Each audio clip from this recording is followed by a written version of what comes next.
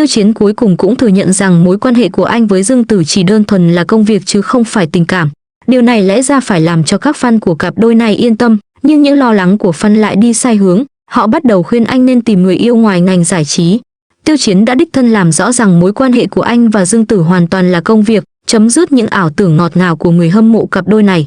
Tuy nhiên, người hâm mộ bắt đầu lo lắng về hôn nhân của anh, đề nghị anh nên tìm một bác sĩ hoặc giáo viên làm bạn đời không phải người nổi tiếng, làm dấy lên tranh cãi về định kiến nghề nghiệp. Trên thực tế, không có câu trả lời chuẩn mực nào trong các mối quan hệ, tại sao lại phải quyết định thay cho cuộc sống của người khác. Tiêu Chiến cuối cùng cũng thừa nhận rằng mối quan hệ của anh với Dương Tử chỉ là công việc chứ không phải tình cảm. Điều này lẽ ra phải làm cho các fan của cặp đôi này yên tâm, nhưng những lo lắng của fan lại đi quá xa. Họ bắt đầu khuyên anh nên tìm vợ ngoài ngành giải trí, đặc biệt là bác sĩ và giáo viên. Mọi người còn nhớ tin đồn đã lan truyền suốt nhiều năm nay không? Đó là về việc liệu Tiêu Chiến và Dương Tử có thực sự đang hẹn hò hay không. Những bức ảnh đã qua chỉnh sửa, trang phục giống nhau và những phân tích ánh mắt trên mạng đủ để tạo nên một cuốn tiểu thuyết trinh thám. Ai cũng háo hức làm mai mối, gần như mang cả sổ đăng ký kết hôn đến tận nhà. Rồi chuyện gì xảy ra? Chính Tiêu Chiến đã lên tiếng. Có người hỏi thẳng anh ấy, hiện tại anh có thích ai không? Anh ấy trả lời rất thẳng thắn, hiện tại thì không. Mối quan hệ của tôi với Dương Tử chỉ là công việc. Chúng tôi tiếp xúc nhiều nên việc có hiểu lầm là chuyện bình thường. Tuyên bố này ngay lập tức chấm dứt sự khao khát ngọt ngào kéo dài nhiều năm. Cũng từ đơn giản mối quan hệ công việc đã phá tan mọi suy đoán, ảo tưởng và phân tích tỉ mỉ. Chẳng phải tất cả chuyện này đều khá buồn cười sao? Cả hai bên đều chưa từng thừa nhận điều này, vậy mà cư dân mạng bằng cách nào đó đã tạo ra một bộ phim dài 80 tập trong trí tưởng tượng của họ. Ngay từ ngày đầu tiên quay phim The Best of Me Life, Lise Weiss, mọi bức ảnh bị rò rỉ, video hậu trường và tương tác trong các cuộc phỏng vấn đều được sử dụng làm bằng chứng. Nếu hai người nhìn nhau, người hâm mộ có thể viết một bài luận dài 3.000 từ. Nếu họ không được nhìn thấy cùng nhau, người ta nói rằng họ đang tránh mặt nhau. Về cơ bản, bất kể điều gì xảy ra, đều có chuyện để bàn tán. Đây chính là tác động lâu dài của các cặp đôi trên màn ảnh. Việc khán giả gắn ghép cảm xúc của mình đối với các nhân vật và diễn viên khi một bộ phim truyền hình ăn khách là điều bình thường. Vấn đề nằm ở chỗ sự gắn ghép này không chỉ diễn ra trong phim mà còn lan sang đời thực, từ các nhân vật sang chính các diễn viên, và rồi nó lại thay đổi. Tiêu Chân và Dương Tử vào vai Cổ Vi và Lâm Chí Tiêu trong phim, một cặp đôi ngọt ngào đến mức khiến người ta phải suýt xoa, nhưng xét cho cùng, đó cũng chỉ là diễn xuất theo kịch bản, được thực hiện sau khi đạo diễn hô diễn. Ngoài đời, họ chỉ là hai đồng nghiệp từng làm việc cùng nhau. Nói thẳng ra, mọi người không thực sự ghép đôi Tiêu Chế và Dương Tử, họ chỉ đang tạo ra một câu chuyện tình yêu lý tưởng hóa theo ý thích của mình. Câu chuyện này cần một nam nữ chính, và Tiêu Chế cùng Dương Tử được chọn chỉ vì họ diễn xuất quá tốt trong phim. Kết quả là, bất kỳ tương tác bình thường nào cũng được gán cho ý nghĩa đặc biệt. Một nụ cười lịch sự trở thành âu yếm, và một lời chào đơn giản được hiểu là tình cảm sâu sắc. Đây chẳng phải là một trường hợp điển hình của việc suy nghĩ quá mức sao? Tiêu Chiến cho biết hiện tại anh chưa nghĩ đến chuyện hẹn hò, mà tập trung hơn vào công việc, mong muốn vượt qua chính mình và chinh phục những thử thách. Phát biểu này đã làm tan vỡ trái tim của một số người hâm mộ mong chờ anh hẹn hò, nhưng những người hâm mộ coi trọng sự nghiệp của anh thì vô cùng vui mừng. Điều thú vị là ở chỗ này.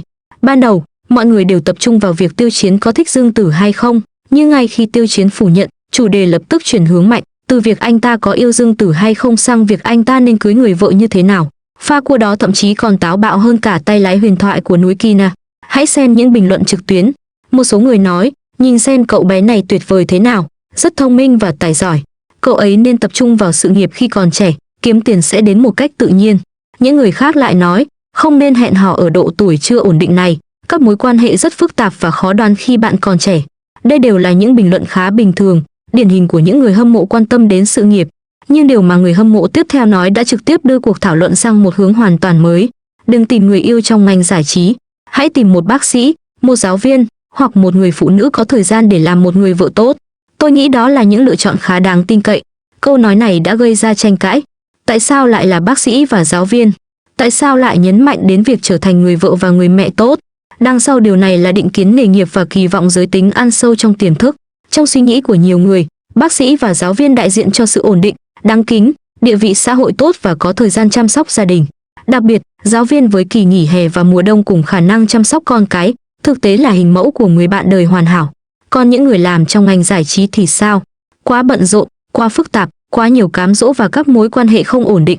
Quan điểm này nhận được sự tán thưởng từ một số người, những người coi đó là sự khôn ngoan của người từng trải, những người khác lại phản bác thẳng thừng, cho rằng trong thời đại ngày nay, người ta vẫn còn phân loại nghề nghiệp và coi trở thành một người vợ, người mẹ tốt như một chỉ số hiệu suất KPI của phụ nữ.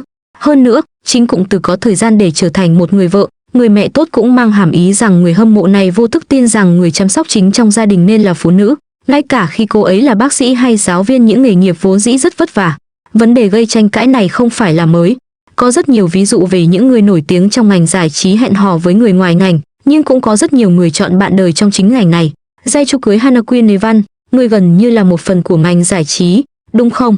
Jae Chao và Sun Lee đều là diễn viên, và họ dường như đang rất thành công.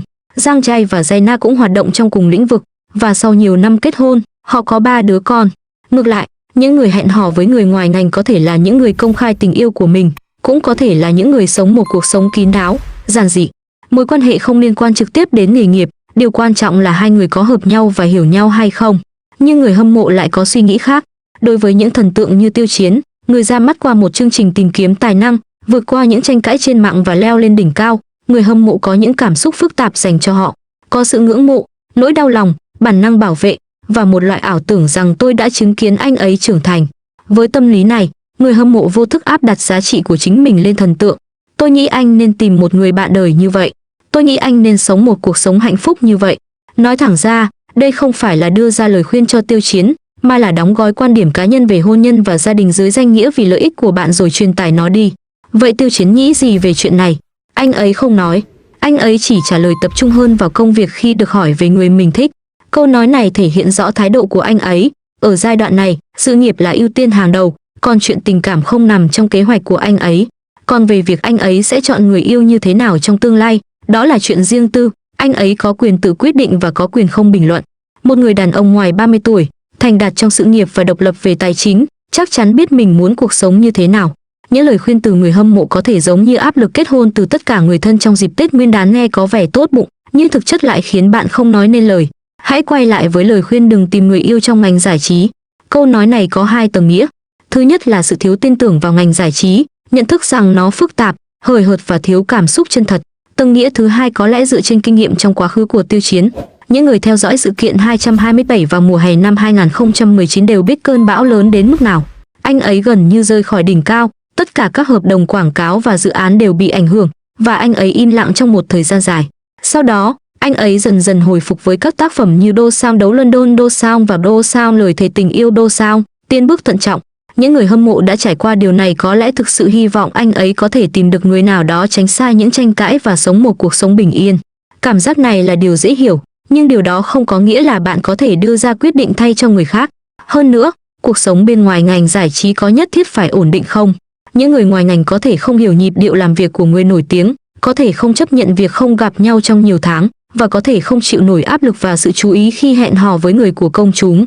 Đôi khi, chính những người trong cùng ngành mới có thể hiểu được những khó khăn của đồng nghiệp và hiểu cảm giác phải kết thúc công việc lúc 3 hoặc 4 giờ sáng rồi phải bắt chuyến bay sớm vào ngày hôm sau. Vậy nên về cơ bản đây là một tiền đề sai lầm. Việc tìm kiếm người yêu trong hay ngoài ngành giải trí đều có những ưu điểm và nhược điểm riêng, không có câu trả lời chuẩn mực nào cả. Cuộc thảo luận thực sự có giá trị không phải là về Tiêu Chiến nên kết hôn với ai, mà là tại sao chúng ta lại quá quan tâm đến hôn nhân của người khác. Có người sẽ nói, chỉ là chuyện phiếm thôi mà, sao lại làm quá lên thế. Nhưng hãy nghĩ xem, hôm nay chúng ta đang bàn về Tiêu Chiến, ngày mai có thể là về một trong những người bạn độc thân của bạn. Mọi người thường quen đưa ra lời khuyên, gợi ý và lên kế hoạch, nhưng hiếm khi hỏi, bạn thực sự muốn gì? Vụ việc của Tiêu Chiến, từ việc anh ta có thích Dương Tử hay không đến anh ta nên lấy người vợ như thế nào, phản ánh chính xác kiểu quan tâm thái quá này.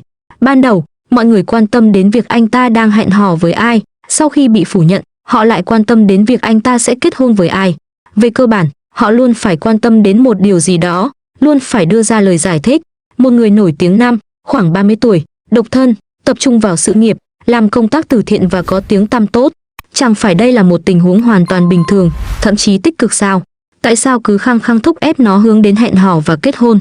Cứ như thể cuộc sống của một người chưa trọn vẹn nếu họ chưa từng hẹn hò hoặc lập gia đình ở một độ tuổi nhất định vậy. Chẳng phải lối suy nghĩ này cần được cập nhật sao? Tiêu Chiến nói rằng anh ấy muốn vượt qua chính mình và đón nhận thử thách. Nghe có vẻ hơi trịnh trọng, nhưng nếu suy nghĩ kỹ, thực ra đó là điều rất chân thành. Anh ấy quả thực đã thử sức với nhiều vai diễn khác nhau, từ phim cổ trang đến phim hiện đại, từ phim thần tượng đến phim nghiêm túc. Rõ ràng là anh ấy muốn tiến xa hơn trong sự nghiệp diễn xuất. Với một người có mục tiêu rõ ràng và biết mình muốn gì, liệu có gì sai khi tập trung năng lượng vào công việc ở giai đoạn này? Nếu bản thân họ không vội, tại sao người khác lại phải vội? Còn về việc anh ấy thích ai và sẽ cưới ai, đó là chuyện của tương lai. Anh ấy sẽ trả lời khi thời điểm thích hợp đến. Có thể người kia làm trong cùng ngành, có thể không, có thể là bác sĩ, giáo viên, hoặc một người có nghề nghiệp hoàn toàn bất ngờ. Nhưng điều đó có quan trọng gì?